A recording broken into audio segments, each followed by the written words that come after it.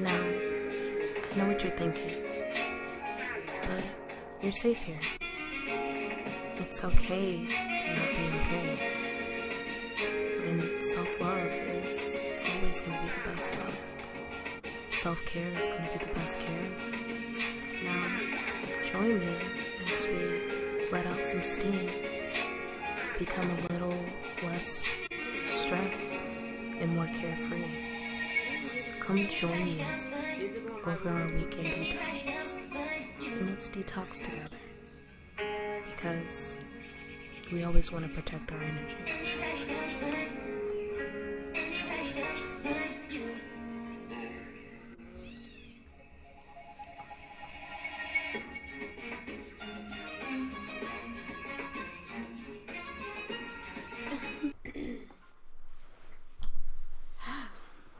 As I'm scarfing my face. Hi, hello, what's good? Yeah, let me go back to being a hermit crab. I'm sorry, I'm a cat today. That's what we're doing. Hi guys, what's good? Give me a second, I'll get my intro down in like 2 seconds. I am literally, doing that thing of eating. Oh.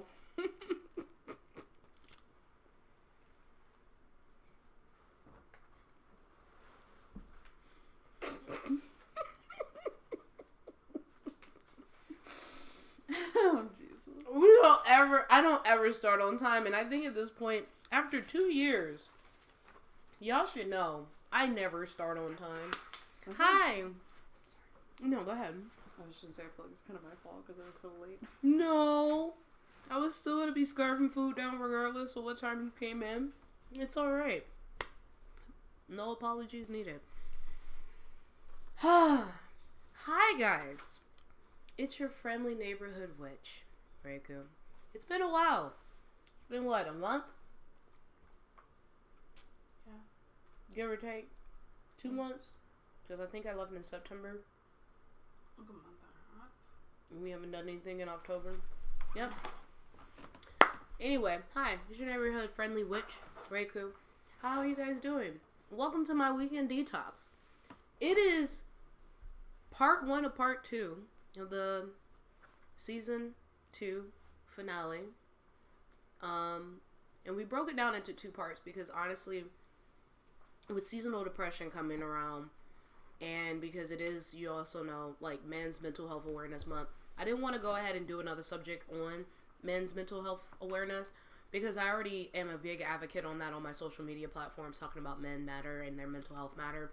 So I didn't want to have another full episode on that without having the proper channel. Now I do kind of want to do that probably when we start up season 3 and have a whole episode dedicated again to other men who are trying to get better mental health and talk about changing and breaking generational curses, because like I keep telling like a lot of my guy friends that are like really close to me and they like keep me around that you have to feel safe and vulnerable in your relationship in order to talk to your partner and everything else like that. Hi, darling. So I didn't want to do another episode like that for the ending of the season finale. I wanted to kind of talk a little bit about some social media and how it actually contributes to depression, especially millennials and millennial depression, and why we have so many high standards on ourselves. So this episode, we're going to focus mainly on social media platform and how it perceives to be one way, and in all actuality, how reality it actually is. One thing that made me want to do this episode was because there's a lot of things that happened in the last few months in my personal life involving somebody I personally know, where they're portraying a certain image on social media, and it was really affecting me in an emotional way where I kind of backed away from social media. I backed away from modeling. I backed away from a lot of stuff. It got me really depressed. And it actually kind of made me spark up and do the victim mentality ones. It actually kind of snowballed the effect of where we are right now today with this episode, where this whole incident that happened caused me to do different researches on different things and made me realize that, you know what? the way that this person's portraying themselves on social media is one way, but the way they're acting in reality is something totally different, and they really need help. And with things like the Chris Watts situation with him and his wife, and how on social media they portrayed this, you know, loving, beautiful couple and everything else like that. In all actuality, he was showing off being miserable, had a whole mistress that he was telling his mistress that he wasn't happy, and all this other stuff. And even with the Gabby situation with her, where she's like, this is the man that I'm in love with, the love of my life, this, that, and the other, and secretly this man turned around and, you know, killed her. He was fucking violent.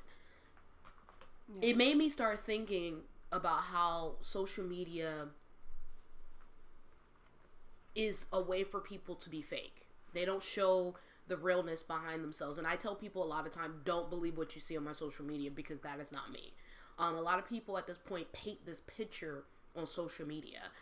Social media and being an influencer is an art, almost. And it's not real. And it actually contributes to millennial depression a lot more than we want to admit, because we watch other people. Both me and Kat, we're both in our 30s. If you guys didn't know, I say this a lot. I proudly say I'm in my 30s. But we're in our 30s. And what is the main thing that we mainly do when we're looking at social media? First thing we say is like, oh, this person's 25 and they're doing this, that, and the third. Oh my God, what am I doing with my life? What am I doing wrong with my life? Oh my God, what's going on? Mm-hmm. And for me, like, it doesn't help with my disability, you know, not being able to have kids. Like, don't get me wrong, not everybody wants crotch goblins. But I kind of, at one point, that was the only thing I really wanted. I said I wanted one kid. I didn't say I wanted to have a kid physically. I wanted to have one child. I didn't think about being married. But now, after being married and then being divorced, I'm like, no, I want a healthy, happy relationship, you know. Social media makes it hard for you to get over. It's easier for you to look at other people's houses, in a way, or the house that they paint, and then look at your own life and be like, what am I even doing?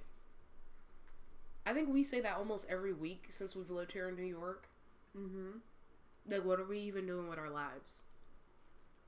And then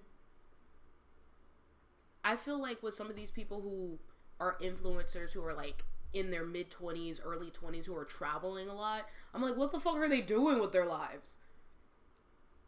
These people are like less than 28 and they done gone to a place like Cabo and, you know, Bali and, you know, China. Like, who gave you money? What are you doing? Who's your sugar mama or sugar daddy? Because I might need one of them. And for people who are artists, it's hard. Yeah. I mean, Kat, what has been your experience as a photographer on social media? Oh God, well, I'm not very good at social media, so that doesn't help me. But my issue with like social media is, first off, there's like an algorithm involved. So you could post like the most amazing artwork, and like only a couple people would see it. Or, you know, it's like, I feel like I have to be posting a photo every like day, mm-hmm. and like giving all this content, and I don't have all this content to give because, you know, okay, so I had some health issues in like the middle of the year, and I decided to take some time for my health, and I had a couple surgeries, and so I didn't do anything for like about 3 months because I had a lot of complications from one of the surgeries that I wasn't supposed to have complications with. And I felt like bad because I wasn't doing photography, but it's like I had to get these things taken care of. I had to like take care of my body. And I think it's crazy that as an artist, you can basically feel like I'm not doing enough. I'm not creating enough just because like you see other people doing it. And necessarily like what works for me doesn't work for other people. So I don't know. It's so weird having like that mentality when like I know that posting content every day doesn't work for me because I'm not that kind of photographer. I'm the kind of photographer where, like, I have to have an idea, I do it, I have to edit the photos, and, like, it takes me a while to, like, make what I want come to life. And there are some people that can just, like, take a photo and edit it, and it already looks amazing, and that's great. But I've always been, I don't know, it's, different photographers have different styles and different creative outlets, and I've been having some trouble finding creativity lately. And that's another thing that's been, like, getting into feeling bad about myself, because you see all these other photographers doing this on social media, and it's like, it's a very millennial mentality, I feel, to, like, look at what someone else is doing and be like, well, I should be doing that, and just getting down on yourself. It's mainly millennials, yes, but I also feel like there is some of the older generations starting to do it too, because I'm seeing a lot of older generations jumping on the TikTok bandwagon or posting, like, relationship goals and things of that nature. Like, for me, I love TikTok. I love TikTok. I think it's so much fun. It's so funny, and I love it, and it's one of those things, like, I feel like with each generation, we all are handling social media similar or different. Yeah. And so there's those people who are in between generations where they're kind of borderline and they're kind of handling it a certain way. Like, if you're a hopeless romantic like me, and you're sitting here watching, like, these couple goals or moods or people who done take these beautiful ass couple photos, and you're like, oh, I wish that was me. I want to be in love so badly. But, you know, if you're also picky like me, where you know that your love is like a fucking gem, because you would sacrifice everything for the person that you're with, you ain't gonna just jump into a relationship for shits and giggles. And not everybody can deal with the type of love that I have, because I have a very nurturing and very overbearing love. Like, I'm gonna show creative ways of showing you how much I love you and care about you. It's not gonna be like material possessions. It's gonna be like, you know, different acts of service, you know, quality time, this, that, and the other. And then the fact of being, I have a podcast. I'm horrible at promoting my, like, just like Kat, I am horrible at promoting myself. I think I say this every time I promote my podcast, is like, hey guys, you know I'm very horrible at this, but I'm supposed to be doing it because that's how the algorithm and, you know, social media works. Like, at this point, I'm surprised that my podcast got put in the top 60, like, detox podcasts. And it was only because of Twitter. If it wasn't for you should, because you're queen.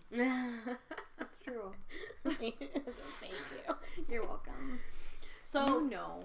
I mean, I try my best. I have a lot of useless knowledge, and because I have a lot of useless knowledge, and the fact of being, I use my podcast as a platform to stress relief. Like, I started this podcast because I have a lot of thoughts that I used to give a lot of advice to a lot of my friends. And, like, I talked to my cub today, my best friend Calvin. He's my age, but I kind of took him as, like, one of my kids.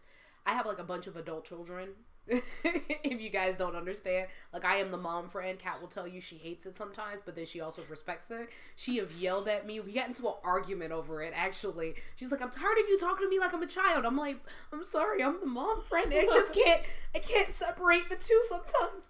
So, we're still friends. We got over it. But I have friends who come to me for advice that, you know, hey, you give some of the best sound advice. You were some of the most grounded person that I've ever known. You know how to give me not only logical explanation, but you also know how to talk in a deeper level that's different than most females. You're not on this whole self-centered kick where, you know, it's me in a relationship. You talk on a level where it's going to be beneficial for that person, and you look and cater to the person you're talking to or your audience based off of how you know them. And I was like, well, that's just how you have to be. You have to be adaptive. And I have to say, I got that from being a military brat, learning to be adaptive, learning to change myself based off of the environment. But I've always been true to myself. I'm always going to be a great friend until you piss me off and give me a reason not to be a great friend. But I was telling him today that this podcast started as a way for me to give advice to other people, and it's also my therapy. I get to talk to you guys about things that are going on. A lot of these subjects that I talk about are things that are going on in my real life, and I don't know how to address it. It makes me research and go around and try to figure things out. Like I said, the victim mentality one came up because of an issue with a mutual friend. Well, I lost a friend because of a lot of drama involving them and their mental health. And I told them they needed to get help. But instead of saying, you know what, you're right, I need to get help, they went around telling people I basically kidnapped them. And I did not kidnap them. They were able to come and go of their free will. Anybody who's ever known me knows for a fact I am not the type of person to hold you against your will at all, in any way, shape, or form. I'm willing to help you. I'm willing to give you the shirt off your back. I'm willing to tolerate and deal with a lot of stuff. And unfortunately, my sister and Kat was here during the incident that I am talking about. And Twitch. But the person is now on social media portraying themselves as this sane person, but they're not mentally where they need to be. They still need some help. And I was willing to be the scapegoat for everyone else in the situation because they already were blaming me because this person got committed. This person is basically pushed away everybody that they cared about. I'm not going to personally work with them anymore.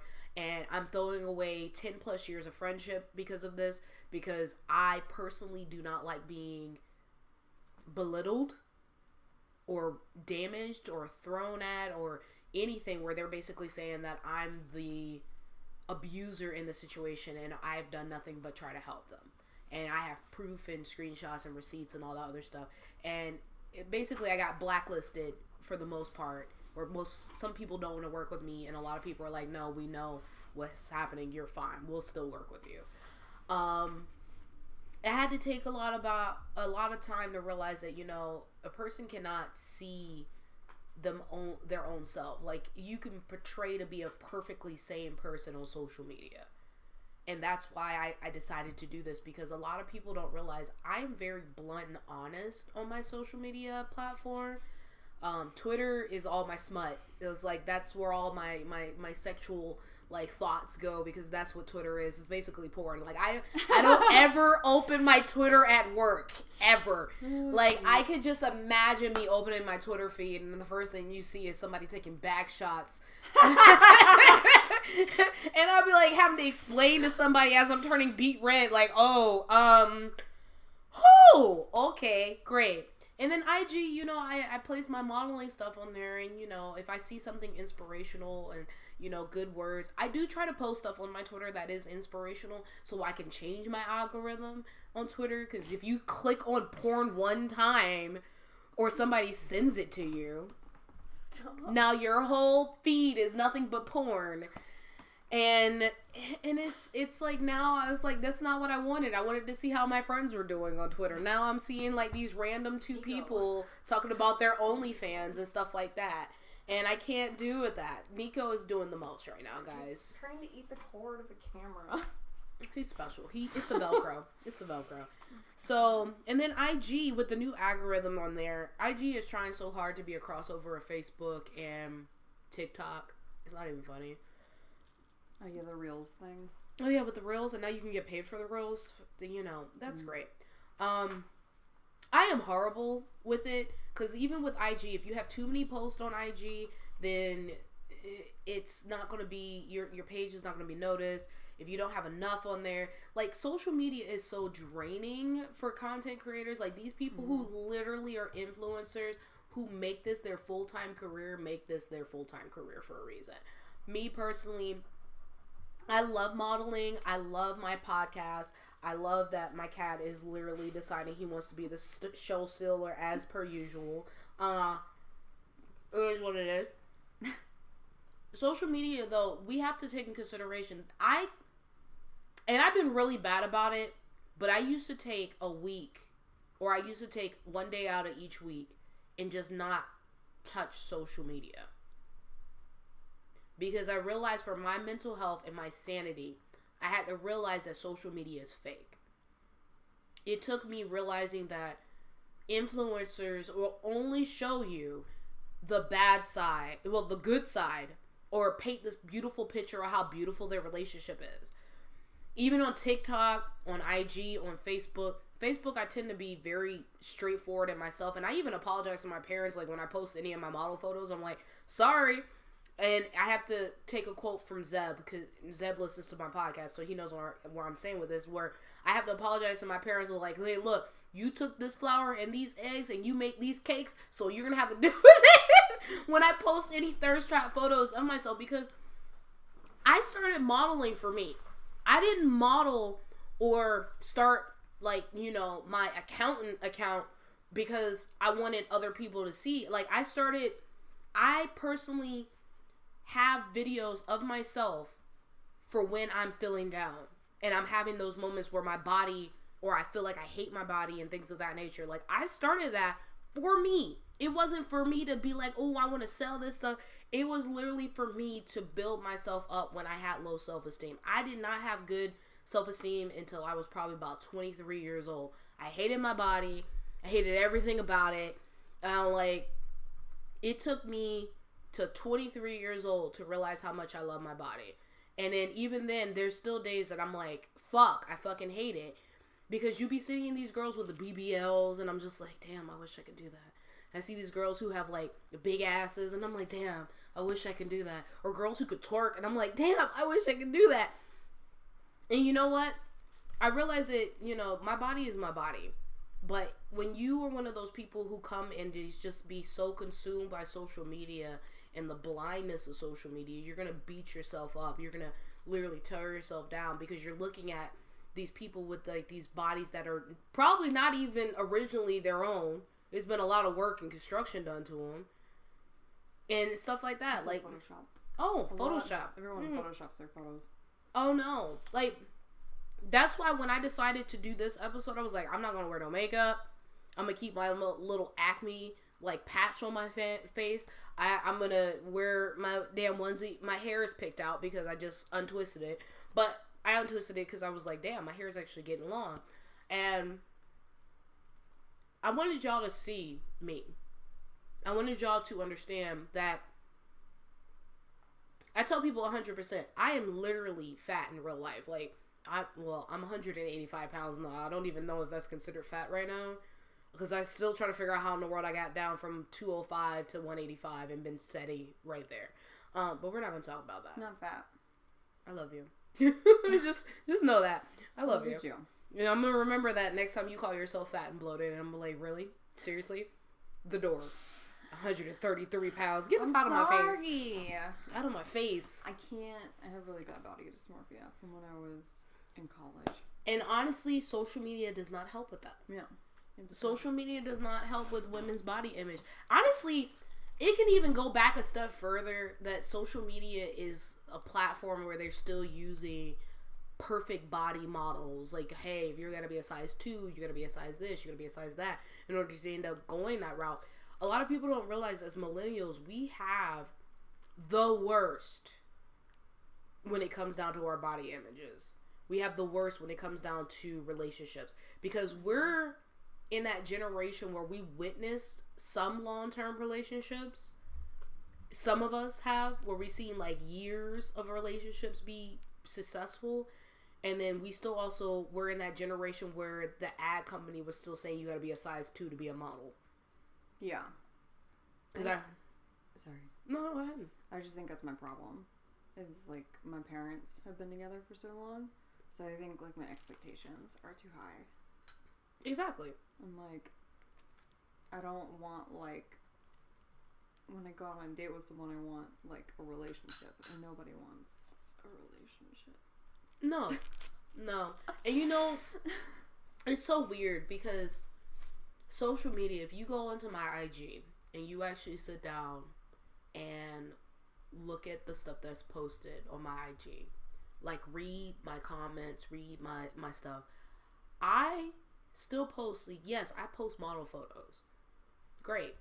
But that's not who I am. Like, I actually got into a huge heated fucking argument with somebody because they were like, oh, so you just gonna ignore me? I bet you got a whole inbox full of dudes who that you entertaining and this, that, and the other. And I'm like, bro, you don't even know me.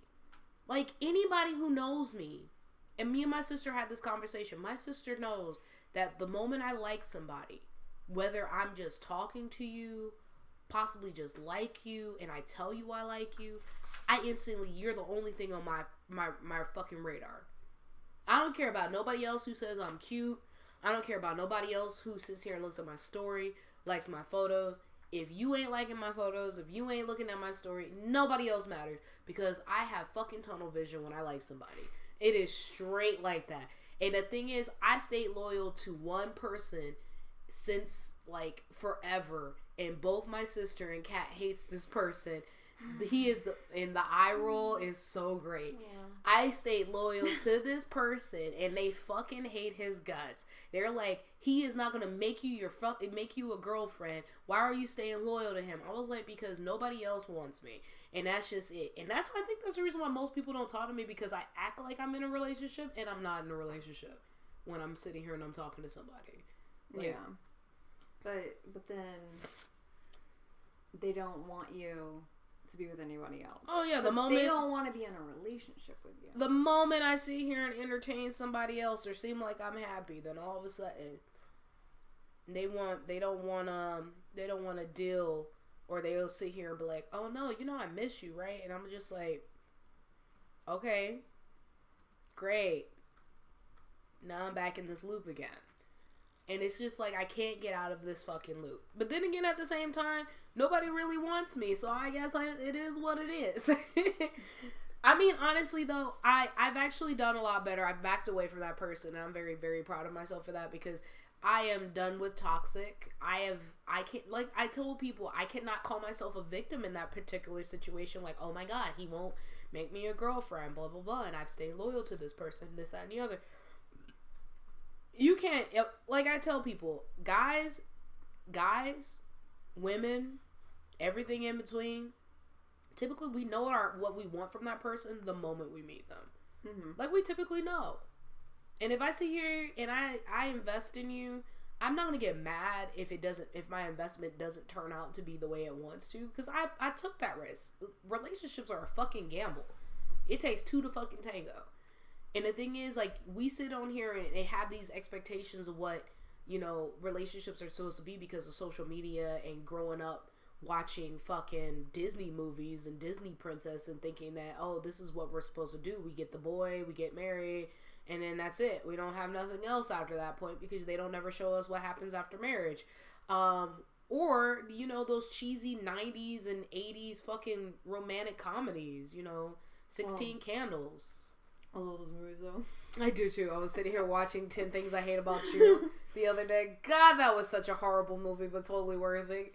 And I was just like, they were just perfect. And that's the reason why I was like, yep, that's me. The awkward girl with the glasses and the ponytail and I didn't have the coveralls, but I was definitely that person. If you sat here and took the ponytail down, I was pretty again, apparently. But it's just like, I grew up watching those movies, and then like now we're as adults, we sit here and we watch social media, and that's where we're getting our perception of what a relationship is. But they're not talking about the ugly in relationships.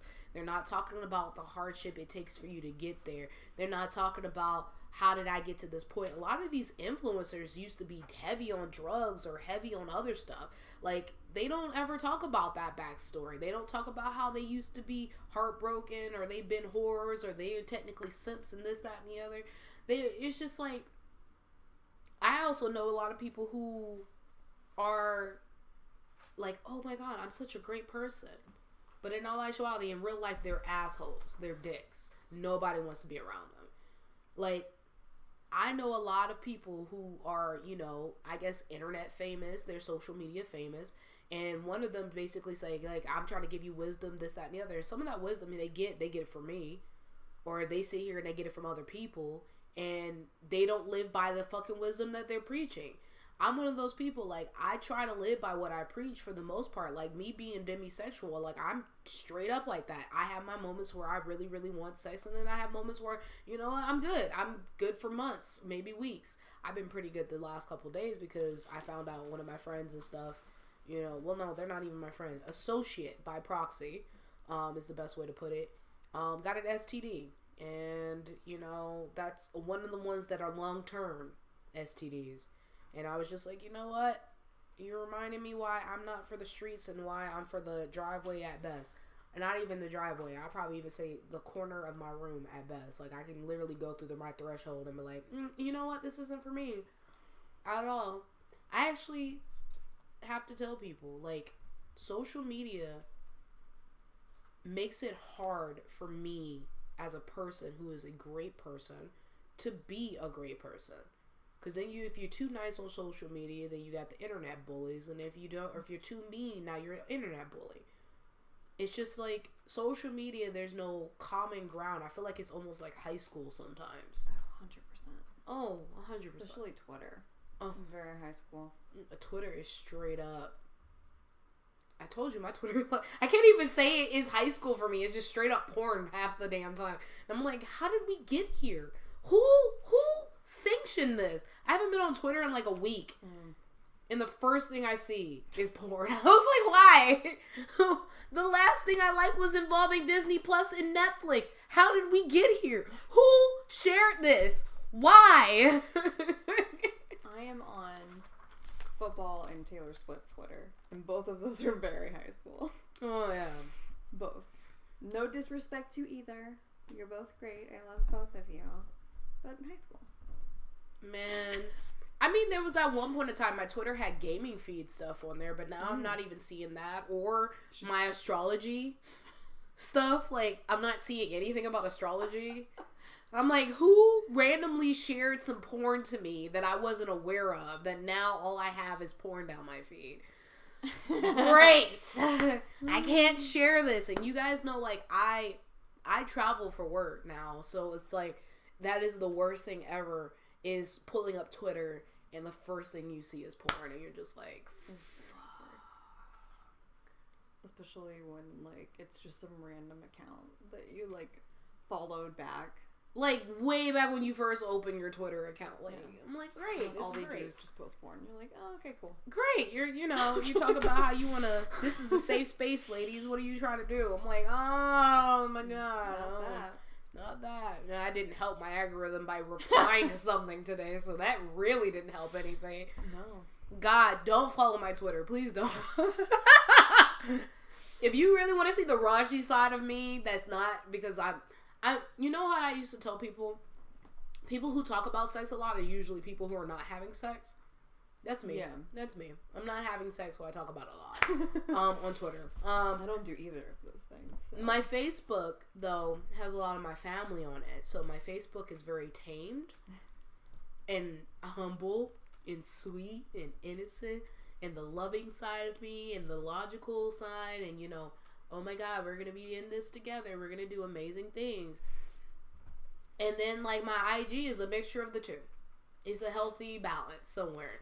So if you're expecting me to be like wholesome and give you words of wisdom and stuff like that, follow my Facebook. But then at the same time, my Facebook also, has my real personal stuff on there, like my family and things of that nature. So that's typically the reason why I don't share my personal Facebook anymore. No, I don't do that. I would say just follow your Instagram. Oh yeah, no, Instagram's probably better. And honestly, with Instagram, you'll get a combination of inspirational stuff, a lot of stuff involving, sex health, because I am very big on sex health in itself, especially masturbation and healthiness and sex magic and things of that nature, as well as, relationship qualities, as well as building relationships and healthy attachment stuff. So my IG has a combination of all that stuff, including my modeling stuff. But social media makes it super hard to not be depressed. Mm-hmm. It could be used for good and it could be used for evil. And the thing is, like, remember there was a time where, like, I think it's still a thing where people have to literally, they bitch about if their partner does not share them on social media. Like, oh, we're not official because we didn't make it Facebook official. Oh, yeah. Is that still a thing? I don't know. I feel like that was, like, a bigger thing when we were, like, in high school. That was, like, the big thing. It was, like, Facebook official. Man, I was still on MySpace when Facebook was popular and shit. Oh, me too. I was super still like. I loved MySpace. Let me tell you how out of tune of social media I am. Okay, I'm about to be 31 years old, ladies and gents. Everybody else had a Facebook. I didn't get my Facebook until I think I was like 16, 17. I was still really big on MySpace. Really big on MySpace. I did not want to let go of MySpace. Like, I mean, bro, you could have customizable profiles and you have the whole like layout you have music when people came to your page. Like, come on with it. Like, that's me. I still to this day never had a Tumblr. Me either. Never had a Tumblr. It took me, I just got a Twitter in the last 2 years. This is what I mean. Like, I am that bad with social media where when everybody else has been doing it, I come in late into the game. Because I'm also one of those people where I feel like social media consumes us so much that we don't live in the here and now when we go to events and we go to places. Like, don't get me wrong, I'll sit here and I'll take a picture of my food because I done became one of those people. But the moment I take that picture, I put my phone down. And a lot of people are like, oh my God, if they turn their phone down and stuff, they're obviously hiding something. No, I literally flip my phone down. Like, I would put it down on the table. Not because I'm hiding anything. Because I have nothing to hide. If my partner sat here and told me, hey, I want to look at your phone. Here you go. You can have my phone. I am quick with it. Like, you can have it. You want your own biometric? What do you want? Because I have nothing to hide. And if you ask me a question, I'm going to tell you. I'd rather it come from my mouth than somebody else's mouth. You can see it. Like, straight up like that. But I flip my phone because if I don't see it, it's not there. So if I flip it and a notification comes up, I can't see the notification. So I'm not going to pay attention to it. I'm living in that moment.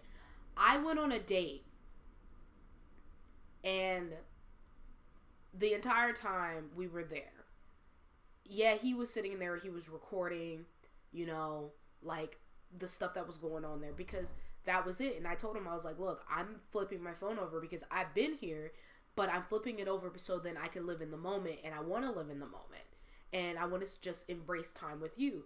Social media made it so that now everybody wants to record everything and post everything, and like, oh, you're having a date, oh, you're this, that, and the other. You want to record every moment of your life.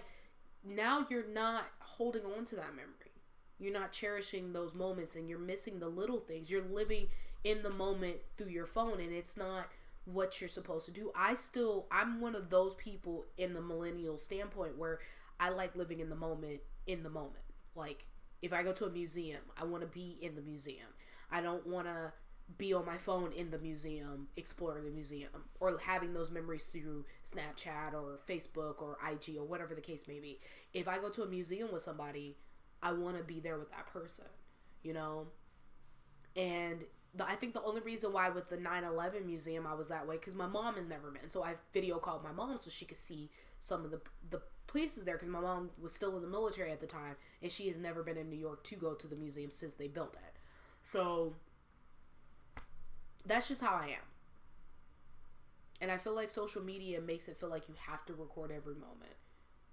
And the thing is, like, even with relationships, like when you start a relationship with somebody, I feel like there's a lot of pressure with that, though. Mm-hmm. Like, for example, if me and her started dating and we recorded the whole entire thing, and you guys are like, oh, we're rooting for you. You guys are amazing. You're this, that, and the other, blah, blah, blah. And then we break up. And then y'all don't see her in the videos no more. Yeah, that's why we would never date.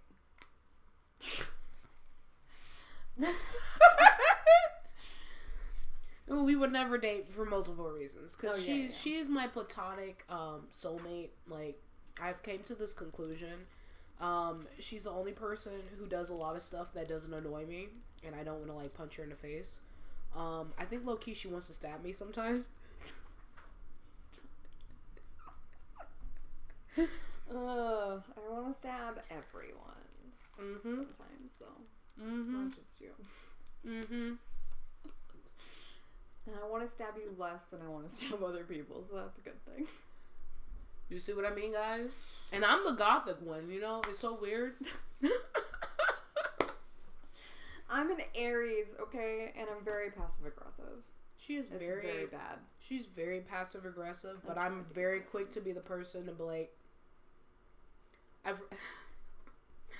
I'm quick to be the person that if your order was wrong, and you're like, I don't want to talk to them to send it back, and I'll be the first one to be like, no, she asked for mashed potatoes, not potato fries. I'm gonna need you to fix this right now. And I'm like 5'4" on my good days. And like it is what it is. I'm taller than her. Yeah. I feel like if me and her dated, I would be the man of the relationship. It's just no if, ands, or buts about it. I think I've said this on numerous occasions. I don't want the rest of this, but I don't want to waste it. Oh my goodness. Stop. I haven't finished this quesadilla. I am the worst when it comes to food. I don't like wasting food. Oh no, I'm gonna eat this whole thing. I just didn't want to because we were doing this, but I'm gonna go for it. Go for it. It is your life. Live your best and fullest life. I'm never going to tell you not to eat. Nourishment is good.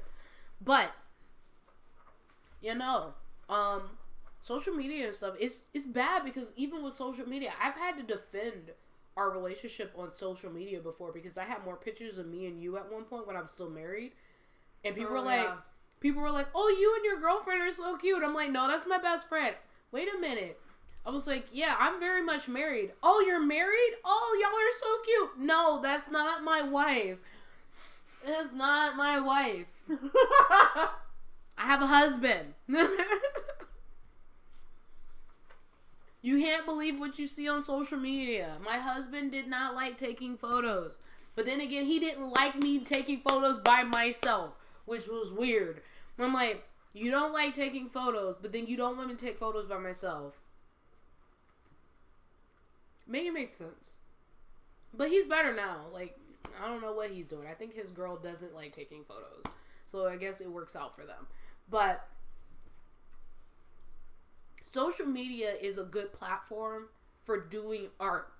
But as an artist, it makes you sensitive too because as a model, I've had people literally come under my stuff and literally say, oh, you look like a good cum dumpster.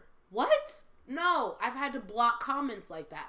I've literally had to block people telling me that I look fat.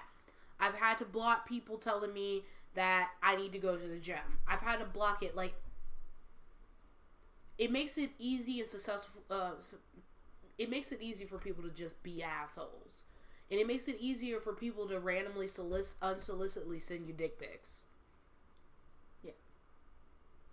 And it's just like, the one thing that annoys me the most with the internet is that some stranger thinks that their opinion, that like I care about their opinion. Oh, I don't. Because it's social media and we're millennials. I don't want your opinion.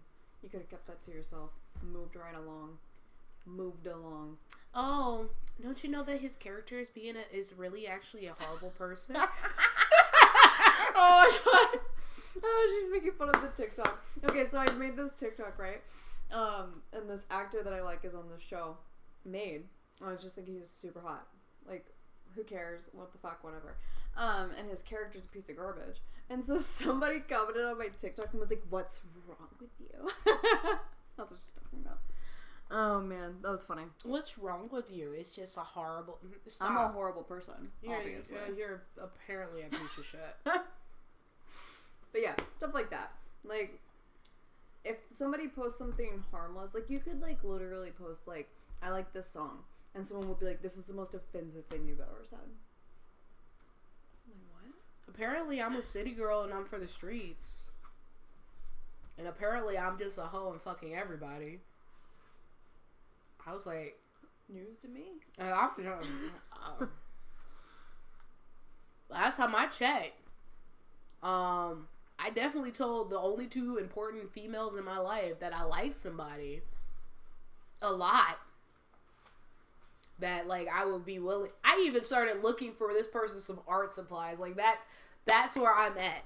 Like y'all don't understand. Like I thought about buying this person art supplies for Christmas, but at the end of the day, I keep my shit secret because not everybody want to be blasted out on social media. And honestly, social media, here's why I don't like sharing that I'm in a relationship or I like somebody or whatever the case. I'm single. I'm going to just clarify that now. Like, I'm very much single. I am not talking to anyone on a serious level until they come to me and be like, hey, look, me and you are talking now. Okay, cool. Other than that, single as a Pringle. Oh, no, sorry, I can't say single as a Pringle because Pringles are in a pack and we can't do that no more. So, damn, I don't know what's single. Nico is definitely a single because he does not care for other animals. He said, fuck other animals. If I gotta tolerate them, they here. I'm single. I mean, single as fuck at this point in time in my life. I'm planning to do a lot of things by myself, long story short, and I will make that announcement early 2022.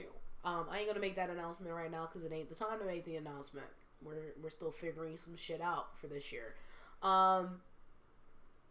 Personally, I feel like sharing on social media that you're dating someone, you have a lot of enemies that follow you. You have a lot of people who don't want to see you be successful. Mm-hmm. And you have a lot of people who want to be nosy and see what you're doing and how you're doing it. For instance, the person who both my sister and my roommate dislike follows me on social media. And I can't post that I like someone else because then this person literally gets in their feelings and doesn't talk to me for a while.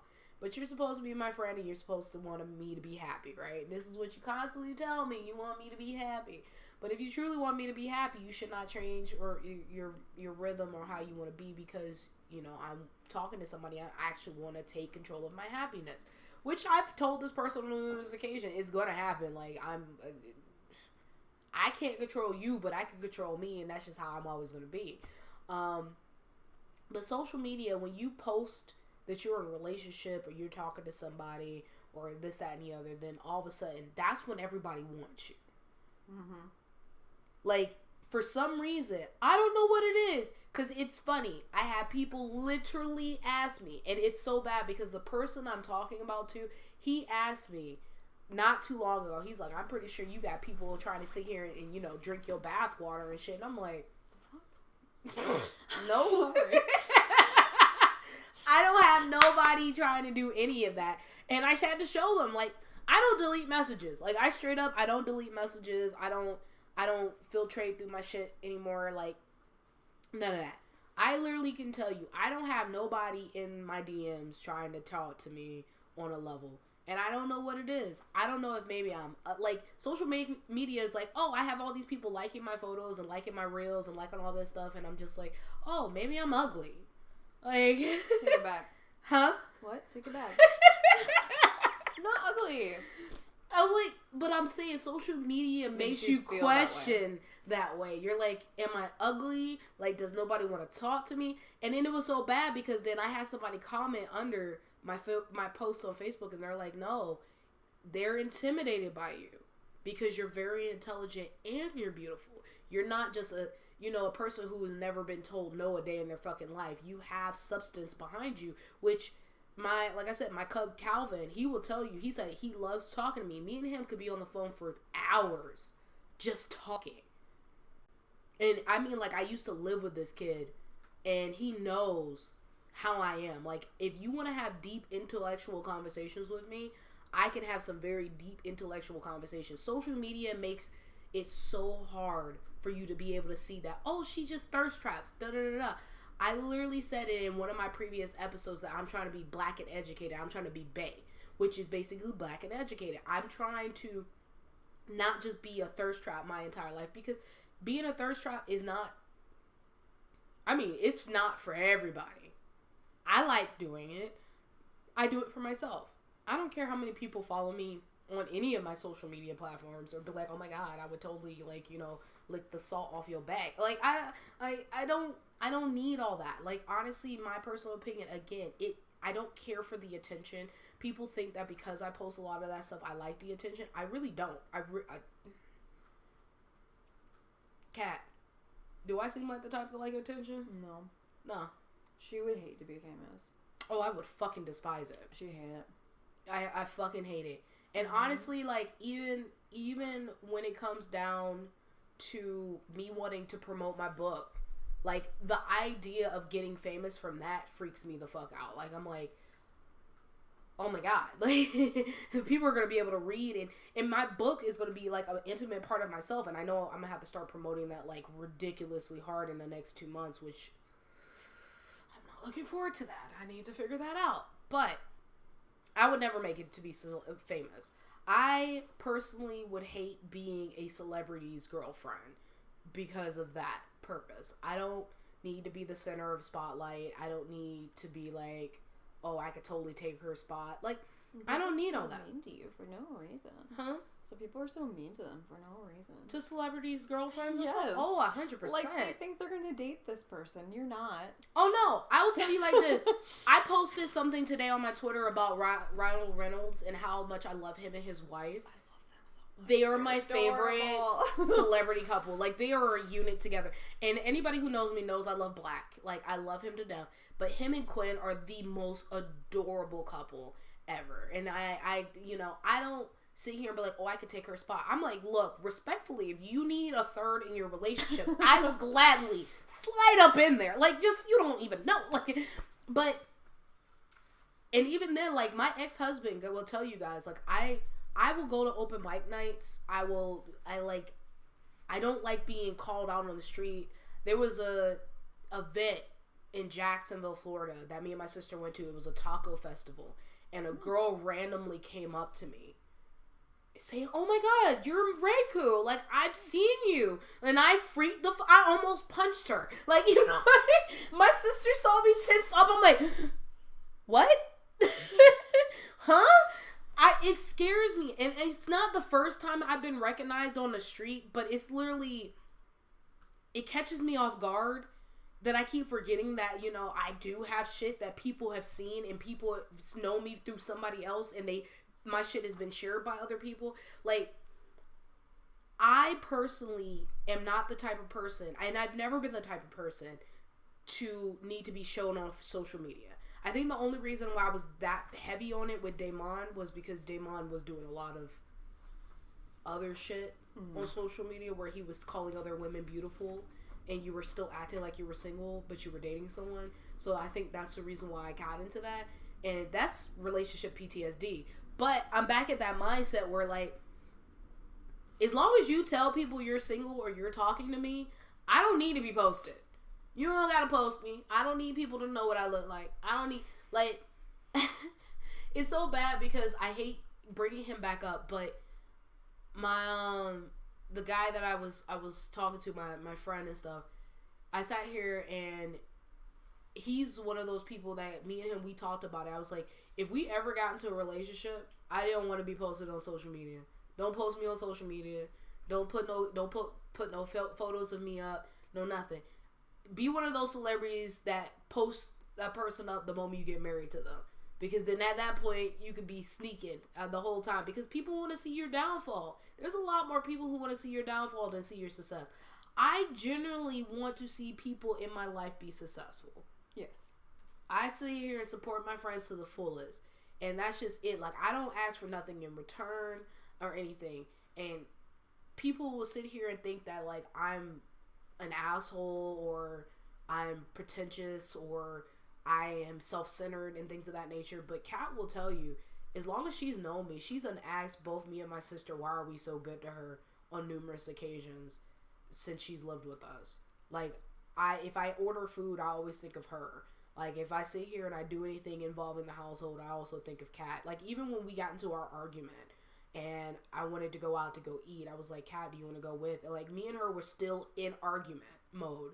And I still asked her if she wanted to go eat. And because I'm not that type of person. Like, I've never been that type of person. And social media can make it seem or make it come off that you don't care about a person, or you're going to be very pretentious, or you're going to be this way. Oh, she's smart and she has a body. Obviously, she must be an asshole. I actually had somebody tell me my ass was fake. You know, I had to delete that comment. Interesting. Somebody literally told me my ass looked like I got a BBL. I was like, shit. Oh. Is that big? Nice. I mean, thanks. Okay. I've even literally made the joke with my... Well, no, it wasn't a joke. I was dead ass serious when I thought about it. Thinking of getting, you know, just the little bit of fat around my stomach lipoed out. Yeah. And put in my ass. And my sister, my roommate, was like, you don't need to do that. I was like, it would be perfect. My head, you know. But then I started really looking at myself, and I've been looking at a lot of these videos of me from behind. I was like, I'm low-key offended that nobody told me I look this good from behind. Okay. But again, social media will make you feel that way. And honestly, like I said, it's hard as millennials. It's hard. And it doesn't help with seasonal depression. It doesn't. No, not at all. It does not. It does not. We get into that point of seasonal depression time, and now we're seeing all these people in cuffing season, and we see all these people getting ready for the holidays and getting to see their family. With my job, I will probably not have a holiday with my family for a good minute. I'm going to have to go see them when I can go see them. And being one of those people, now we're seeing people like cuffed up and in these perfect relationships in the perfect fall, winter time, cuddled up with their booze. And me being a person who's a hopeless fucking romantic, I'm sitting here watching this shit, talking about, this could be me, but people don't want me and shit. And then I have to remember that, you know what, I'm here for a long time and a good time, not for something temporary. So I don't want something that's forced or something that's not genuine or not kind, and that this person is not going to realize that I'm going to have good days and bad days, because I come with baggage. Unfortunately, people fail to realize with social media, you forget that humans are going to have flaws. All these people who are chasing after these girls with the big asses and stuff like that, and you don't realize that these women, in order for them to get to that point, some of them had low self-esteem to get their bodies this way. You paid to fix yourself because you hated something about yourself. And a lot of people don't realize that when you sit here and you change your body because of social media and the things that are going on in social media, you tend to lose yourself. You lose yourself. Social media in itself does not help contribute to that. I can sit here and want a flat stomach all day, every day, no problem. And then sit here and tell people like, oh, I think I'm going to, you know, get liposuction and get it put in my ass. And then people are like, no, you're perfect. And you're going to have that one person talk about, yeah, you need to lose some fucking weight. You know what, though? It took me realizing that you are not going to be the same way every single day. You're not going to be this skinny person every day. That as human bodies, we're going to evolve, and that means our bodies are going to change. And my personality is fucking amazing. I am certified. I'm very blunt. I'm not an asshole, but I am very blunt. I'm going to tell you exactly what you need to hear, not what you want to hear, 100% of the time. And then I also do handle people with kid gloves if they need to be handled, depending on the situation. But Kat will tell you, I am 100%. I'm going to always tell you things that help benefit you. I'm never going to tell you shit to hurt you. I'm going to always tell you shit that benefits you. But social media makes it hard for you to be that person, to be that genuine person. I don't sit here, I create safe spaces for people, but I don't open that door for everybody. Like, I create safe spaces, and if I can't give you, or if I can't open that door for you to be safe and be yourself, then I have a community of people who are in the same area as me, who's willing to be in that same, you know, open a safe space for you. But there's certain people that I've literally personally told them, if you ever need me, you can call me. And Kat knows this. Like, if I open that door for you and I say, hey, if you ever need me, I think you've randomly just called me saying, I just need to come hug. I just need to hug you. Mm-hmm. And you randomly came over to my place just to come get a hug because you needed a hug that bad, and we hung out the rest of the day. Mm-hmm. But that's just it. Like, I literally opened those doors, and I've always tried my best. Now, has it always been perfect with each person? Because we are adaptive and we change and situations change. But every time she's ever came to me, I've always done that. And when I say this on social media, that I'm seeking to create a safe space, I'm not using that as a, oh my God, on social media, I can, you know, say whatever. And there's a lot of genuine people out there, but social media makes it super easy for fake people to be out there. Mm-hmm. And like, people automatically call me a liar when I tell people like, no, I'm literally not doing these things. Like, I post it But that's not who I am. There's a lot of people out there who are posting a lot about sex, and that's all the fuck they're doing. Nothing wrong with that. Yeah, there's nothing wrong with that. No. I mean, hey, if you have sex, have enough for some of us asexuals. Because, demisexuality is definitely still on the asexuality spectrum. I may possibly want sex one day and want my back broken like a glow stick. Or I possibly want to be folded like a pretzel. Or I could just be like, fuck sex. Write your feelings out. But I may post a lot of stuff on Twitter. You might be thinking I'm getting my back broken disrespectfully. Or you could be like me, where I was sitting here all through training talking about, damn, I should probably call him. The person I had in mind the entire time, wanting him to respectfully realign my spine. I still like him. I like him a lot. I do like somebody, guys. I like him. Wait, is that the one that I like? It's the one you like. Okay, yeah. I like him. That's cool. I like him a lot. And I mean, like, honestly, at the end of the day, I'm very respectful. Social media makes it seem like you have to put pressure on somebody to be in a relationship with you. And all actuality, I feel like you shouldn't have to put pressure on nobody, because the more you put pressure on somebody, the more they're more likely to, like, push back. It has to be organic. It has to be both parties wanting to be there and wanting to work it out, because that's something social media doesn't tell you. Relationships, anything in life takes fucking work. It's not just you wake up every day and you're in love with this person every fucking day. No, there's gonna be some days I'm gonna wake up and I'm gonna look at Kat and be like, God, you're still fucking here? Why? And I'm pretty sure there's days she'd be like, she doesn't ever want to hang out with me, this bitch. She just no, I'm just fucking antisocial as fuck. It's just, people don't understand being an introvert is a thing. Like, I have to be comfortable, and they think that automatically because I have a podcast, I'm great at talking to people. I am great at giving advice and be awkward. I'm great at being awkward, 100%.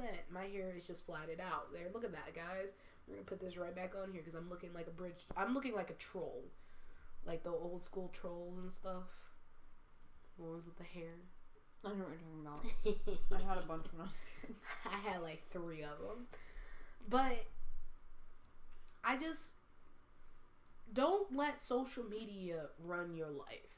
And as millennials, it's hard to not let social media run your life.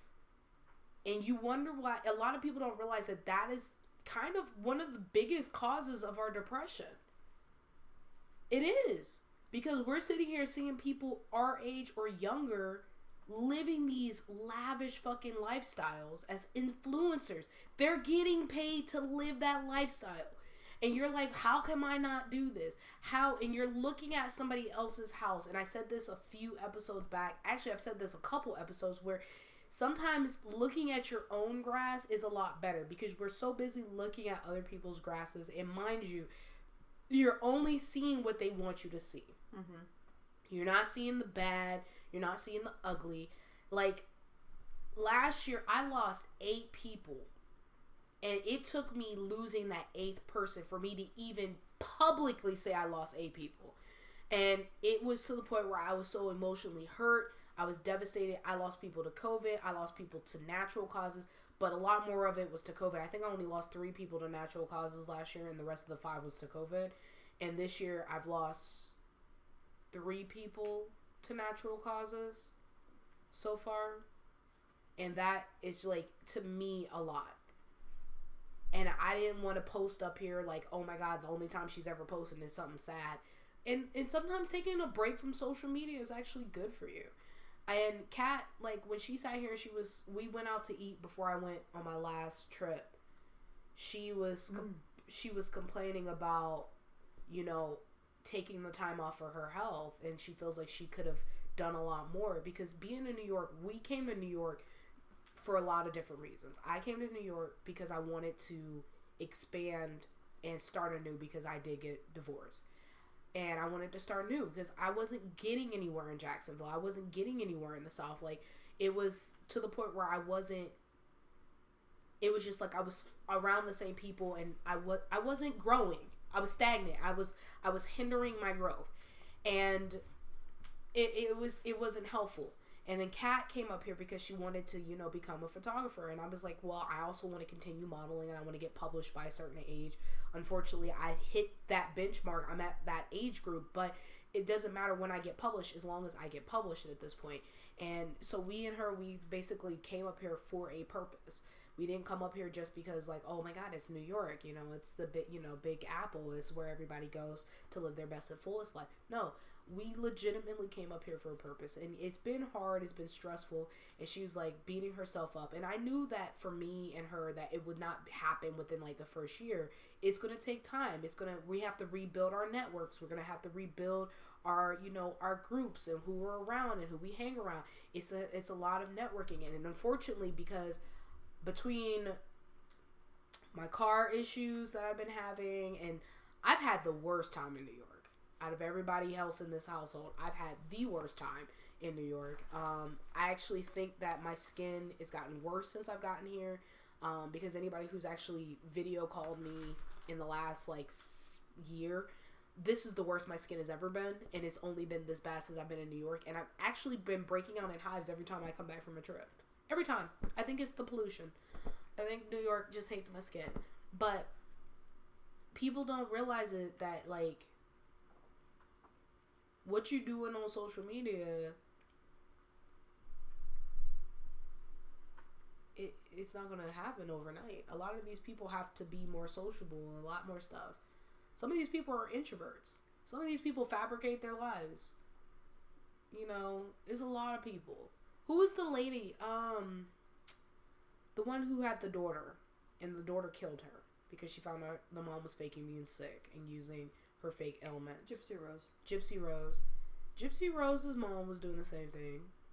There's actually a lot of people who was using social media and faking things. Hell, there's a lot of people who fake house fires to get people to give them money. And scam. Social media is so easy.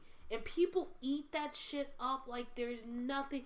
People don't realize how much it is to actually be an influencer and all the stuff that they actually have to do. But there's a lot of people out there who are scammers and they use social media. I'm so quick to fact check a person in a heartbeat. People be posting shit on Twitter oh yeah, so this and this happened, and I'm like, oh, okay, cool. And then I go around and Google and do research because I'm not going to just sit here and believe what the fuck you tell me. It's something easy. And I'm like, no, you can't really sit here and do that. You have to kind of do your research. I'm one of those people that, I grew up, my mom is the primary person who get me with this, is that I don't want to ever sit here and believe something that somebody told me, word of mouth. I'm one of those people that I used to sit here, my mom used to make me pick up a thesaurus, I can't say words, I can't English. Yep. I used to pick up one of them things. My mom used to make me do my own research with a book, a dictionary, look it up. I had to be that person. So you can't just sit here and tell me that this is how things work. I have to physically see it. I am, as my dad says, I got family from the show me state. So you can't just tell me nothing, you gotta show me. So my parents raised me to actually see things. So if you sit here and you show me something on social media, I'm gonna do my research. I'm not gonna just sit here and believe anything you just say. I'm gonna need actions speak louder than words. And that's the same way I take into concept in life too. If you sit here and you tell somebody, oh, I like you, this, that, and the other, I'd rather you also show me. I'm not one of those people who take hints. I tell people all the time, they're like, oh, I've been trying to flirt with you since XYZ, and I'm like, bruh, since when? I didn't know. They were like, yeah, a whole year ago, I've been trying to shoot my shot. And I'm like, no, it's not. And even then, this is what I'm going to go ahead and say. I'm going to kind of go into a tangent, and I know I do this a lot. One of my friends that I follow, John Q, me and him, we had gotten into a whole conversation about how social media makes it super easy for people to be passive aggressive when they come to approach a man. You could be in the same location, the same bar, the same area as a woman or man, and instead of approaching them humans, like, hey, let me come to you and talk to you. And I'm one of those people, I'm like, I'm not going to try to find your social media and talk to you. I'm going to straight up talk to you. I'm going to sit here and I'm going to call you. I'm going to talk to you and this, that, and the other. I'm going to ask you for your number. I'm not going to look for your social media on the sneak stuff while we're in the same fucking room with each other, when I could just go and talk to you because you're right there, versus me finding your social media and then turn around and like send you a message and you're staring at my face from across the room and I'm like, hey, I would like to get to know you a little bit better. No, come talk to me like a human being. Please do. Please be direct with me. Do not be sly. Do not be passive aggressive. Kat is very passive aggressive. I love her to death. And she will tell you, I fucking hate that shit. I hate passive aggressiveness. She's the only person who gets away with it because that's my best friend. But any other person, like, don't come to me on no passive aggressive stuff. Don't be like, well, I was kind of like not wanting to offend you because I was scared and stuff like that. It was like, please just be direct with me. Like, what do you want from me? I'm quick to ask you in a heartbeat, like, what do you want from me in a heartbeat? Because I'm not going to sit here and do the guessing game and assuming. Social media makes it super easy for you to do that. Social media makes it super easy for you to not be direct. Social media makes it super easy for you to sit here and be a hater. Social media makes it easy for you to do a lot of stuff. And honestly, I think that's where a lot of our fear comes from. Like, you could have the most confidence being a fucking social media bully and troll, then if a person's in your face, you ain't gonna want to say nothing. Like, don't do that. Be about the lifestyle that you are inside and out. When people sit here and approach me on social media, I am still the same awkward person as I am. Like, if I'm interested in you, I tell you straight up, I am horrible at flirting. I am weird. I'll be sitting here talking about my pickup line when I was 16 years old for my ex-boyfriend was, I really like your shirt. And it said, the shirt, I still have it to this day, that says, sarcasm is the body's defense against, natural defense against stupid. I told him, I was like, it's a really nice shirt. If I ever see you wear it again around me, I'm taking it. And that was me flirting. That was me shooting my shot. Like, that's literally me flirting. I am 100% the worst person at flirting in real life and all that other stuff. If I really like you, I am going to tell you, hey, I like you and I want you. We could do this the easy way or the hard way. I use a lot of random dad jokes or something like that. I am not confident when it comes to talking to people that I really like. But if I come off as very confident to you and telling you something, I don't really like you like that. I'm going to be straight up like that. I just, ain't going to happen. It's just how we roll. That's the reason why I tell people, just don't believe my personality on social media. That's literally me, but I feel like some people, like, when they use social media, they are actually using a part of their personality, but it's not the personality that they use on a day-to-day basis. And it's just like, you either create this character or you create this persona to get through life, and then when you're actually living your real life, you can't blur the lines between reality and fantasy. And a lot of these people who I've realized are like these, mental health and spiritual health gurus, and they are the worst on social media. I'm gonna go ahead and tell y'all this. Like, I do not promote a lot of people on social media in the spiritual community, because there's a lot of fake faux people who are using it as a way to attract themselves to vulnerable women and men. And if you guys remember, I did an episode on codependency and codependency caretakers, which is a very toxic trait. A lot of spiritualists use that. There are a lot of a codependency caretakers mentality, which is a form of manipulation. They prey on the weaker willed people. I'm not one of those people, and I don't like it, so I don't promote a lot of those people. I don't pertain or sit here and promote myself as one, because I don't want people to automatically think, oh, well, she's just using her platform as a way to lure other people and this, that, and the other. And I'm like, no, that's not really what we're doing, because it makes no sense. It makes no sense in any way, shape, or form to be that type of person. I personally like giving advice and helping people with advice, but I don't want to sit here and have people think that, oh, she's using this platform as a way to get these fake, like, to get these men to want to talk to her. Even then, I know you don't know, but the dude who used to give relationship advice, and we kind of find out he was cheating on his wife the entire time, or at one point in time he cheated on his wife and then he had to make a public announcement. Something Jackson. Couldn't remember anything else, but I just remember he had his girl come on there and apologize to her publicly and say that, you know, I was a weak man and blah, blah, blah, blah. Humans are not perfect. This is why I also don't want to go through and be on social media with, like, my potential boo and stuff like that. Like, it's a lot of stuff, because life is going to be beautiful and ugly. And if we sit here and we get into a relationship and we start promoting something on social media together, or we start doing these couple blogs and stuff like that, you guys will see, like, the raw end as well as see is the beautifulness.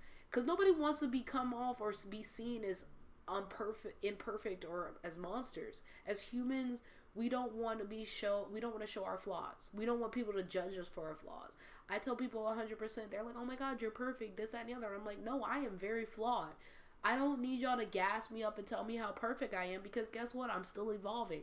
I am still, I still have a lot of health issues. I have an invisible disability. I have anxiety, I have depression, I have PTSD, I have stage 3 endometriosis.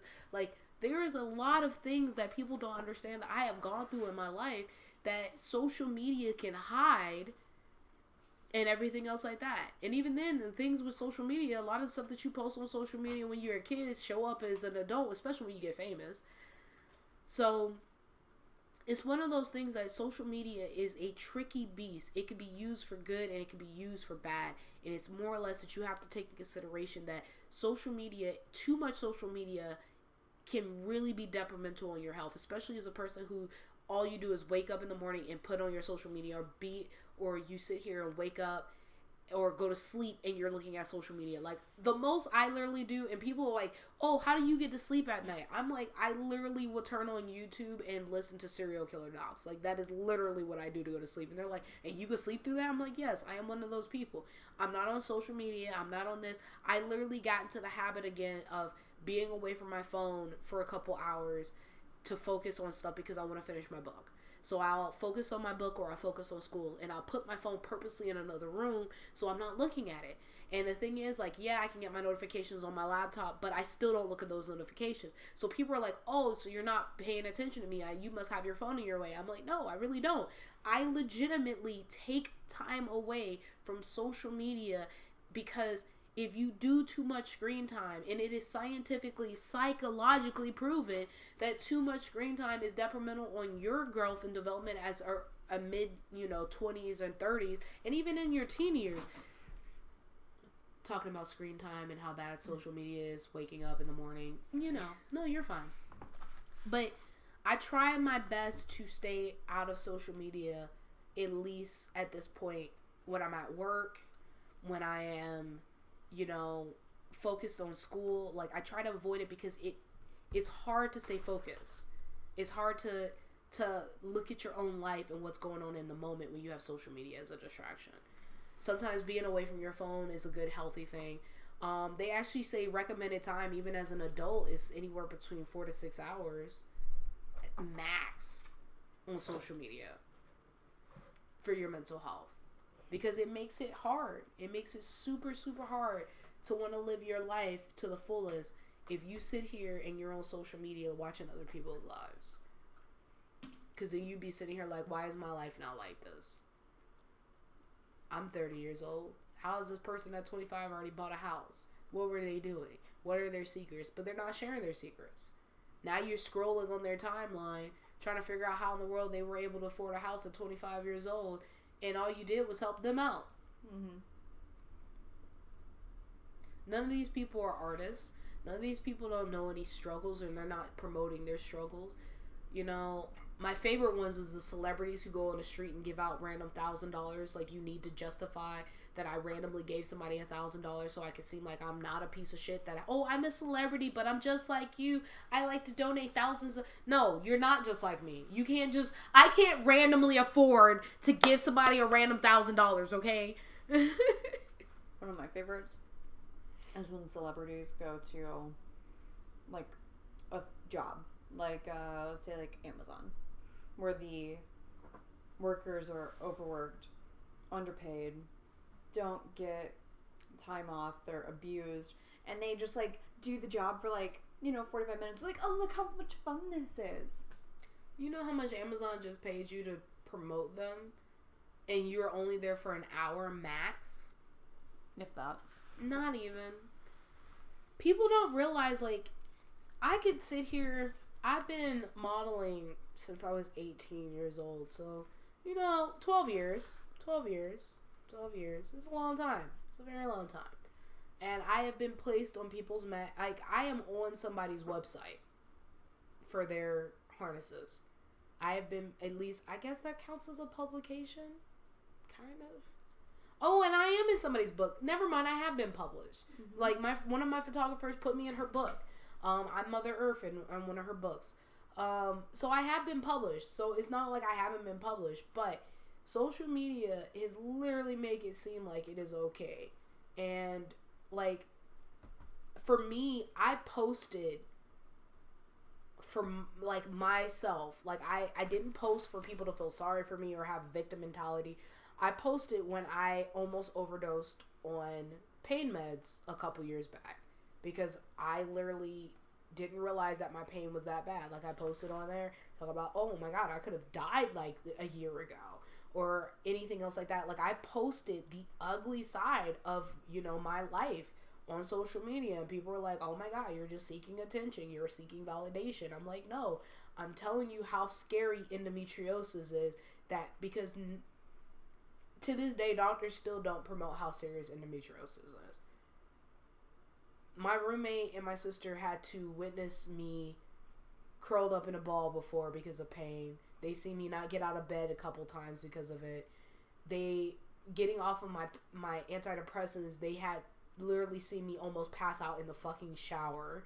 Like, it is a very scary reality for people with invisible disabilities. And the thing is, like, we can't just promote it because then people are like, oh my God, you could just, get the surgery. I've had the surgery.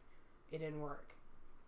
Like, I'm at that point where if I have the surgery, it's a full hysterectomy. And people don't realize that social media is literally a very dark place because you can hide and be somebody else. I have somebody who is associated with me, unfortunately, because a lot of my photos are from her, who is parading around saying that she's mentally of sound mind and body. In all actuality, she is not of sound mind and body. And she has lost me as a client. I am no longer a Jasmine and Denise model because of this. And it is my personal choice to not be a model under her because of the way she's behaving and acting and how she's portraying on social media. And people are eating it up. People who don't know her is eating it up because she is playing sane online. In all actuality, this girl needs to be, I wouldn't say committed again. She was already committed. But she definitely needs some help. And I mean, like, steady 6 months to a year help. I personally chose to get off my meds. I personally chose to because at that point, with my meds, it wasn't getting any better. And I'm not going to ever pretend like I'm this happy, bubbly person all the time because I have a lot of days that I'm not happy. I have a lot of days that I'm not bubbly. I have a lot of days that, I want to just be backed into a corner and I ask, like, what in the world? What was me? Like, I'm not happy all the fucking time. But I know how to put up a good I'm okay for people. And I know I'm going to survive. And I know these moments will pass. Like, at that time, I may be fucking dying in the inside. But I know those moments are going to pass. And it's because I've gotten to that headspace of these are just moments. It's not defining moments, but these are just moments. And social media makes it seem like if you're not happy all the fucking time, then you're not really living a real life. And that's not reality. Social media to me is almost like the movies. It's scripted, it's fake, it's not real. They only show the real side when it's convenient for them. Because you notice that a lot of these people don't start showing, like, negativity until somebody calls them out talking about your life isn't like this all the fucking time. And then all of a sudden, now they have a real story that, oh, me and my family, we went through all this. And Shane Dawson. How many times he's had to apologize? I can't stand him. Sorry. how many times he had to go on social media and apologize for being a piece of shit person and, you know, being associated with piece of shit people. And you're Jeffree like, Star. oh my god, I'm not, the people I'm associated with is not me. I guarantee you, birds of a feather flock together. I associate myself with certain people. I do have a lot of people who I wish I could just throw to the side, because honestly, it's so funny, because even with Keys, like, he comes off as like, oh, I'm this sweet person, I get the shirt off of my back. He does have his moments where he's really good, but then he is literally a stereotypical Gemini, where one minute he's like, I want to be a full donator to the whole world, and the next minute, like, nah, it's all about me. I'm like, alright. Oh, I only like one Gemini. It's your family, right? Family? Oh, yeah, my brother's a Gemini. I was gonna say it's my friend Rachel. But yeah, my brother's cool too. I always forget he's a Gemini, to be honest. Oh my god.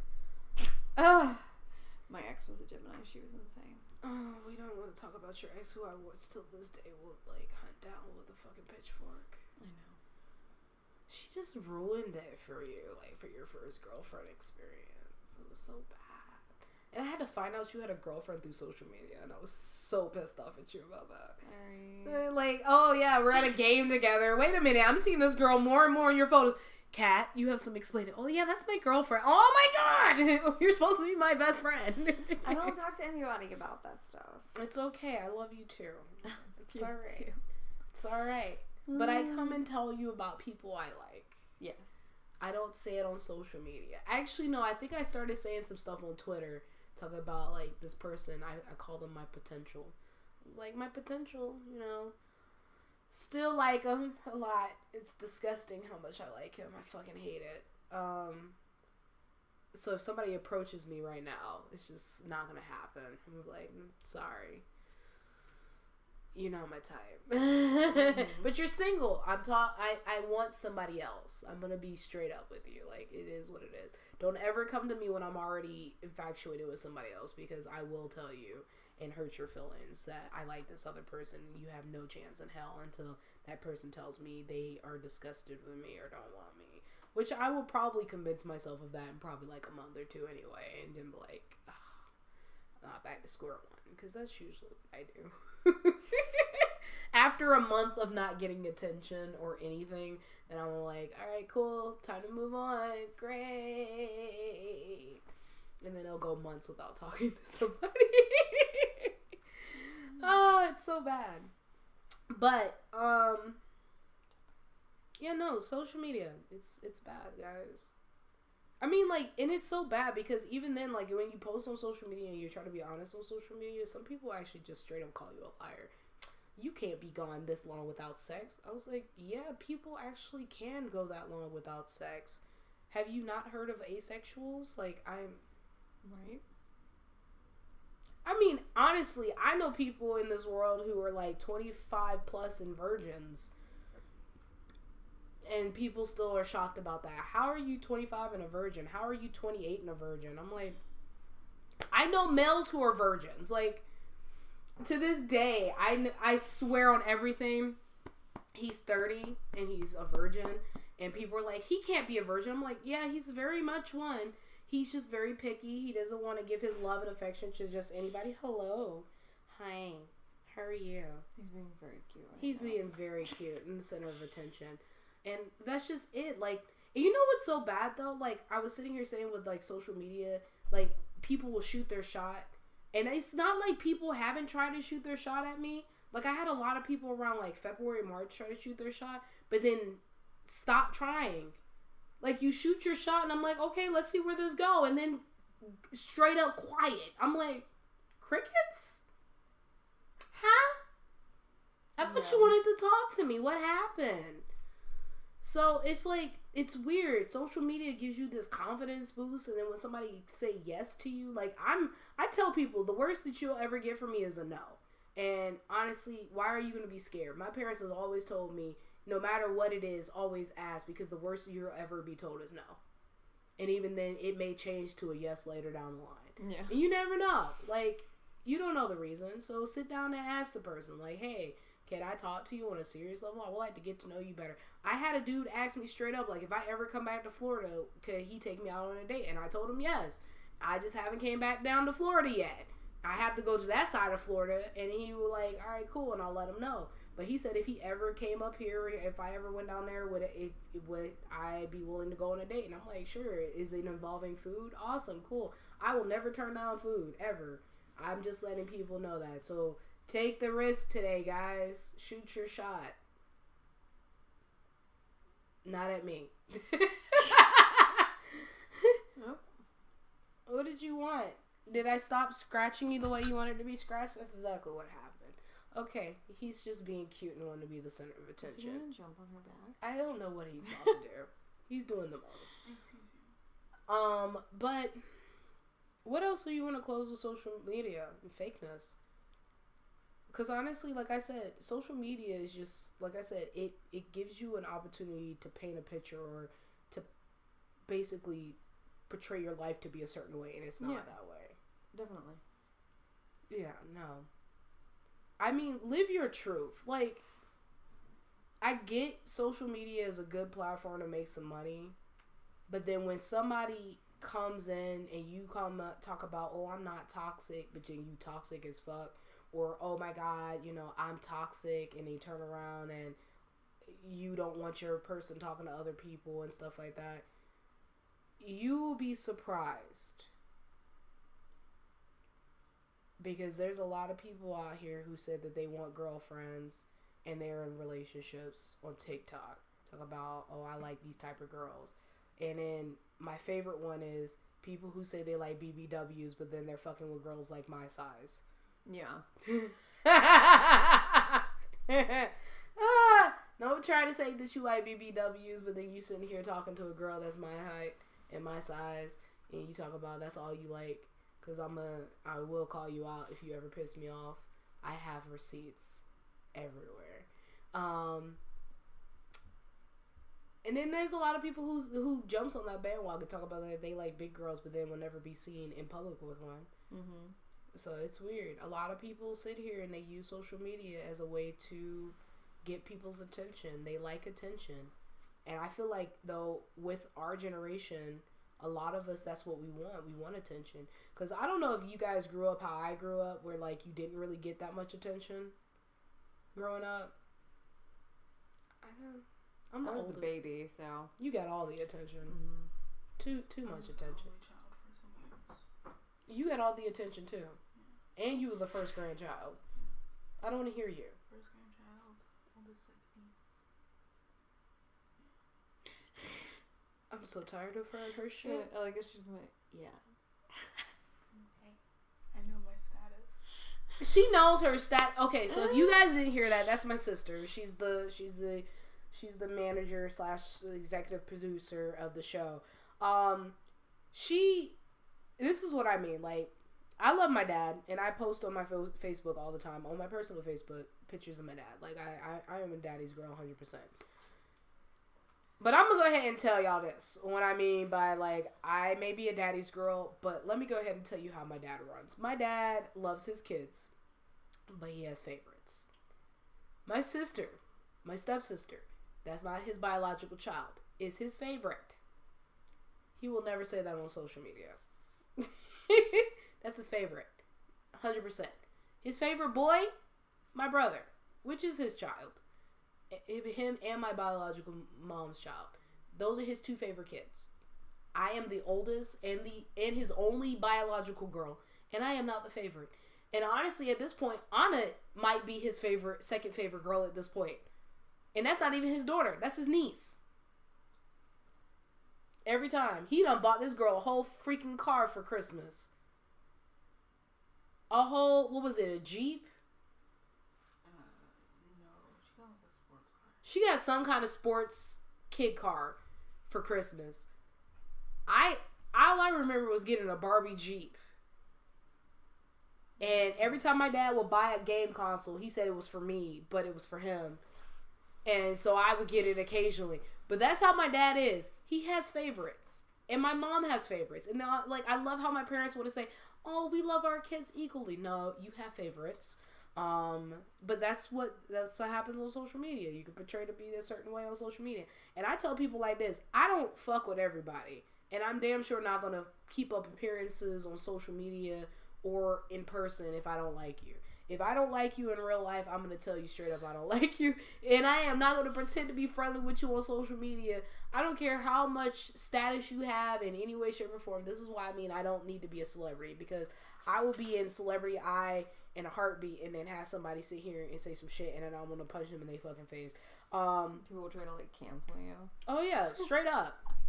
Man, you said, culture. there's cancel culture. Terrible. And they're like, oh, she said that she likes everybody. And then she mentioned how she doesn't fuck with everybody. She needs to be canceled.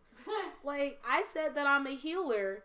I didn't say that I wouldn't, heal. I didn't say that my hands were not blessed and I wouldn't, and, I could bless you with these hands respectfully. First aid, in your face. Because I set boundaries and that's just it. But social media makes it super hard for people to sit here and be like, no, we gotta cancel this person. Oh, obviously she's posting about sex, so she should be having sex all the time. No, I'm not having sex all the time. I'm not. I actually talk about sex a lot because I'm not having sex, okay? Fuck. Let me live my life. That's how I cope with not having sex. Oh, my life is so fucking sad. I hate it here. So, like I said, don't believe social media. Get to know a person in real life. Sit down and have a conversation with me.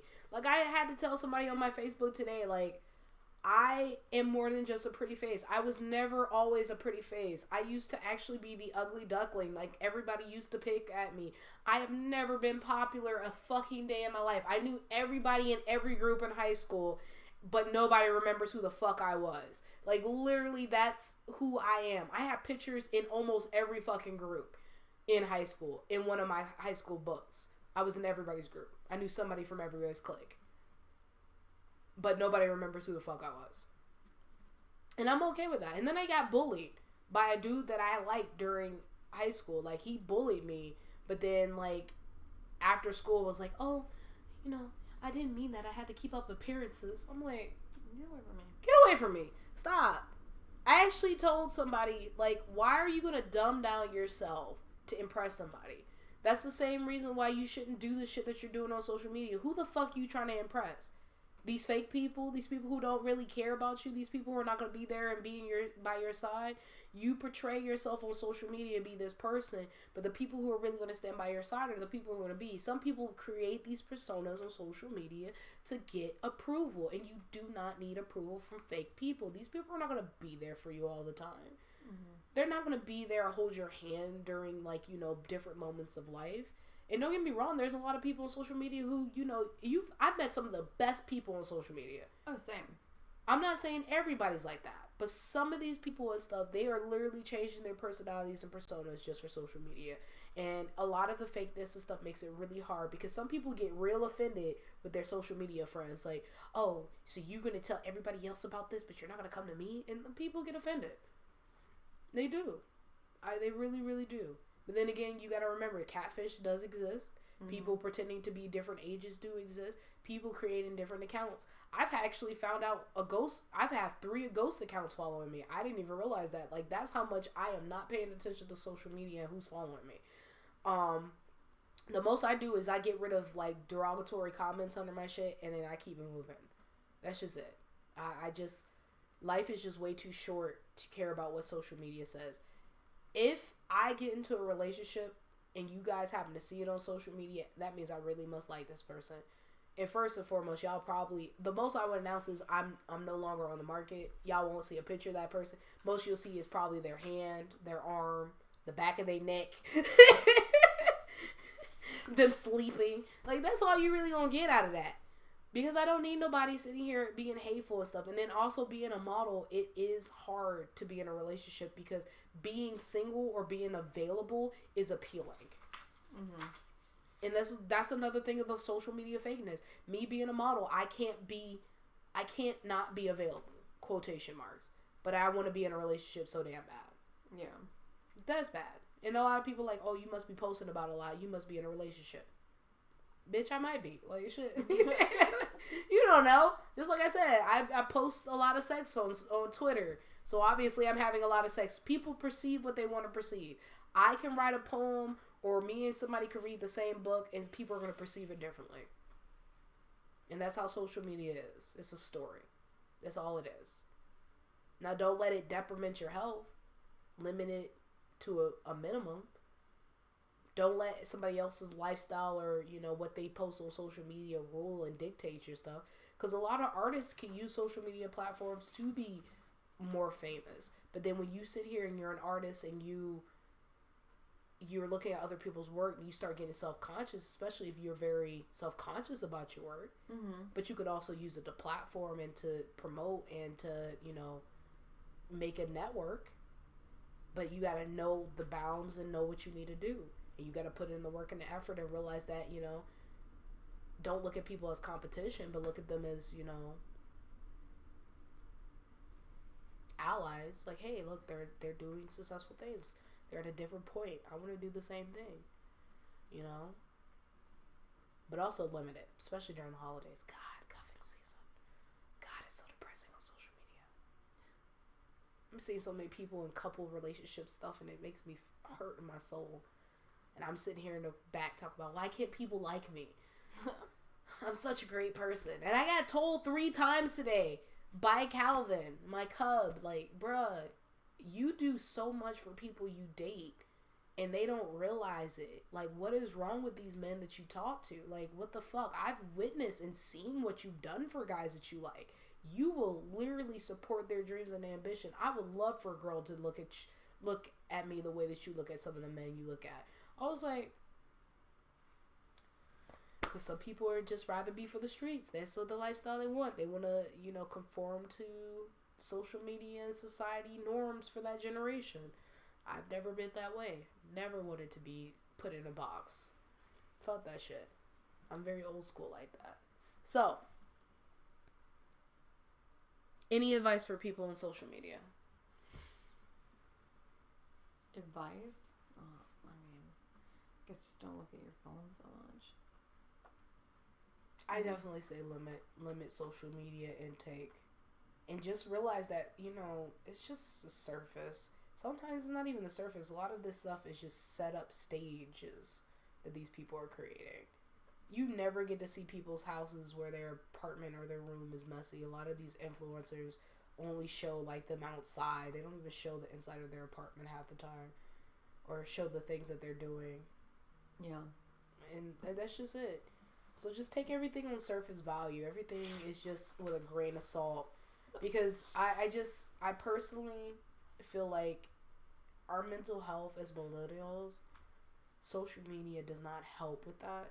It doesn't help with the expectations that we put on ourselves, which is going to be next week's episode, is where we're going to talk about millennials and the expectations that has been placed on us by prior generations, and why we look at the younger generations with so much distaste, in a way. So that's the beginning part of this 2-parter for the season finale. I can't believe, guys, it's been 2 years already, and we're in season 2. We're ending season 2 and stuff next week.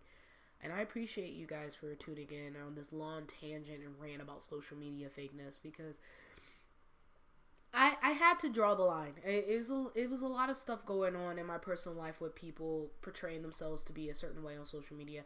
I have never been the type of person to fake who I am for social media platforms, and I'm quick to tell people that I have no reason to lie to you. I have no reason to sugarcoat shit. But if I'm having an issue, if I'm having a problem, I'm going to tell you, and you can see it. I tend to step away from social media a lot because I know my mental health is more important than social media. I know I could be a lot better at social media if I actually put my mind to it, but social media is a very depressing platform. It's like me sitting here watching ads for models. Like, America's Next Top Model used to make me fucking depressed because I'm 5'3.5", 5'4", and I was almost 220 pounds at one point, and I feels like I could never fucking be a model because I weigh too much and I'm short. So it's little things like that we have to kind of realize, that social media makes it easy for people to be fake. And we have to take away that you actually have to be around somebody, grasp around that person. You may think the person is the sweetest person in the world, but they're probably fighting a lot of demons. That's the reason why you got to show kindness to people in real life, on social media, because you never know what those people are really going through. A lot of people will portray that they're in these happy, healthy relationships. In all actuality, they're in like these very toxic, abusive relationships. And personally, like, I want people to understand that if you want to get to know somebody and truly get to know somebody, take the time to try to, get to know them. Reach out to them. Try to talk to them. And I mean, like, don't sit here sliding their DM and send them unsolicited dick pics. Don't do that. That's not what you need to do. Like, say, hey, how are you doing? Hey, I really like your content. Try to talk. A lot of these real nice people, down-to-earth people, they've been some of the nicest people I met. I've met a lot of amazing people on social media, and some of them have became very close friends, and I've not met them in real life. But like I tell you, I want you guys to just be very mindful of that when you go into your social media. And when you start feeling yourself getting depressed during the holidays or during seasonal depression, is it because of what you're seeing on social media? Factor that in. Is it that you're looking at what other people are doing, and is it making you more depressed and looking at your own life and like, damn, my life is shitty? Gotta remember, this is just stage. They're putting out what they want you to see. And realize that life isn't always going to be glitter and gold. And if we spend so much time on social media, we can't really take the time to enjoy our own real lives and the beauty in our own real lives and the beauty in the moments. So, and just remember, guys, I will see you guys next Friday for the season finale, and we're going to talk about millennials and expectations and why millennial generations is the hardest on ourselves and why the generations below us just don't give a fuck, and the generation above us has actually made us feel like complete shit. I love my dad's generation, I do, but God, whoo, Jesus, we're going to talk about that. But it's not their fault, so we'll talk about that more and stuff next Friday. Just remember, be nice to everybody.